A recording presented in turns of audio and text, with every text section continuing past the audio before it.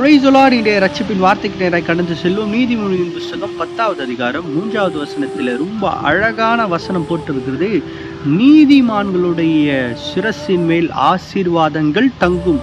இந்த வசனத்தை நம்ம கொஞ்சம் உறுத்து யோசிச்சு பார்க்கணுங்க. நீதிமான்களுடைய சிரசின் மேலே ஆசீர்வாதங்கள் தங்கும். ஆசீர்வாதங்கள் அப்படின்னு குறிப்பிடப்படுவது தங்கும் என்று குறிப்பிடப்படுது. அது உங்களுக்கு கொடுக்கப்படும் இல்லைங்க, உங்கள் மேலேயே எப்போவுமே அது நிலைத்திருக்கும், தங்கி கொண்டே இருக்கும். நீங்கள் எப்பொழுதெல்லாம் கேட்குறீங்களோ அப்பொழுதெல்லாம் ஆசீர்வதிக்க போகிறேன்னு சொல்கிறார் ஆண்டவர். ஒருவேளை அப்பேற்பட்ட வழியில் நீங்கள் இன்னும் பிரவேசிக்கவில்லை என்றால் கர்த்தர் இன்னைக்கு சொல்கிறார் உங்களை பார்த்து, அப்பேற்பட்ட ஆசீர்வாதத்தில் நீங்கள் இன்றைக்கி நடக்க போகிறீங்கன்னு சொல்கிறார்.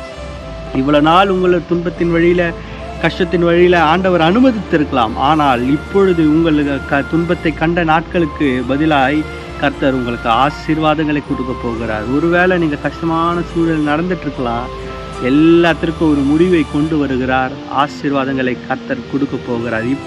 இன்னைக்கு அப்பேற்பட்ட ஆசீர்வாதத்தை அநேகர் பெற்றுக்கொள்ள போறீங்க. விசுவாசித்து நம்பிக்கையோடு ஆமேன் சொல்லி பெற்றுக்கொள்ளுங்கள். கர்த்தர் தாம் இந்த வார்த்தைகளையும் உங்கள் குடும்பங்களையும் ஆசீர்வதிப்பாராக. Have a nice day. God bless you.